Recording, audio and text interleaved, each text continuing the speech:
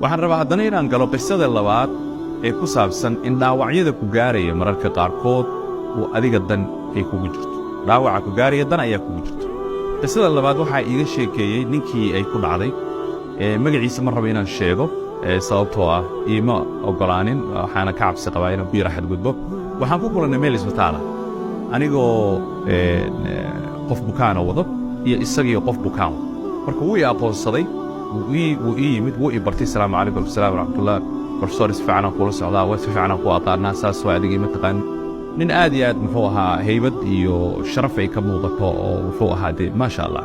marka waan u soo yara jeestay xilli 5 saac 6 saac habeenimo meelaha agteeda ay ahayd isbitaalkan wada joogay marka sheekadaas uu keen baxday wuxuu marka iiga sheekeeyey arrin ku dhacday isagu marka gacan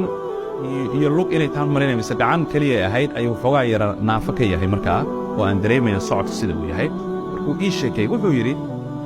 waxyaabaha aad ka sheekaynaysid iyo qisooyinka aad soo qaadanaysid qisooyin aad iyo aad taabasho u leh weeye wax badanna waan ka faa'iidnay ilaahay subxana watacaala ha ku barakeeyo laakiin aniga qiso igu dhacday oo arrimahaas ka hadlaysaan ku hayaa haye qisadu waxa weeye ninkaas isaga oo dadkii caadiga ka midka ah oo ku dhex jira dibadduu joogay dalalkan dariskeenala ah ka mida ayaa normal people kii caadigu ahaa ganacsade iyo waxyaabuhu iska ahaa ma xasuusta laakiin qof caadigu ahaa maalin maalmaha ka mida marka ayaa dagaal meel ka dhacay ayaa waxaa ku soo gaaray dhaawac meelahan ayaa waxaa uga dhacay seef mise masaari wax la mid ah nin baa ku dhuftay isaguna dagaalkaas kuma uunan jirinoo wax kaloo kala celinayay dadka la midka ah laakiin adugu qadartu way dhacday xididadii waxbaa wax gaaray adugu neerfooyinkii wax gaareen qofkii 2 sano ayuu sariir saarnaa laga sabaray waxaa la is yidhi waa bas ninkii waa curyaamay qaarkii dambe waa eber waa dee saas qisadii markay dhacday dibaddiyaa loo qaaday dalkii uu joogo waa laga qaaday waxaa la geeyey dal kale ninkii adugu muddo 2 sana ah ayuu sariir saarnaa aad iyo aad ayuu dhulka ugu dhacay noloshii socotay brosesyadii ganacsiyadii kale xidhiirradii xaasaawiddii telefoonnadii kulannadii kafeteriga aawe one time bom ayuu istaageen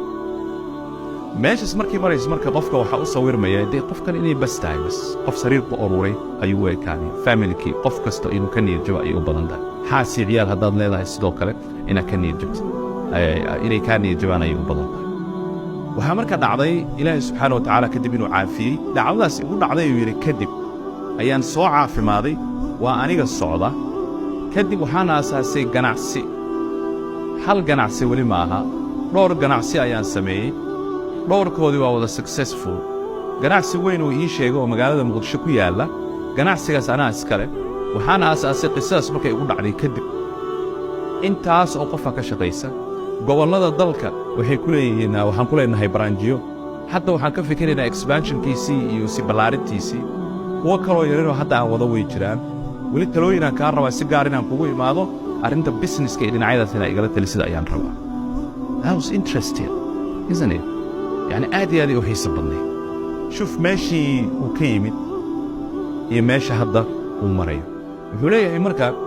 حرير لذا عن صوصة ما يستواجي الجوج ماشي اللي يقول ويني يوم مركب هيد إنديا حرير لذا عن صوصة ما يستي يدك ماشي عن صوبرتي أيا وحي إيغور سيدن إن نقول فربضان وجناح سكجار شوف مركب والوجبين يا والوداوع يا وحلوجين يا مال dal kale ah oo aanan ka filaynin wanaag iyo wax kale macrifada meesha aad ka soo samaysida hadhow dambe ganacsigaagii iyo noloshaadii sare u qaadido ma taqaanid ma fahamsanid ma garan kartid ma u samaysaninba inaan garanno Soomaaliga laakiin hal arrin waa awoodnaa dhanniga alle iyo malada alle inaan wanaajinno mar walba arrinaa kugu dhacday meel baa lagu wadaa next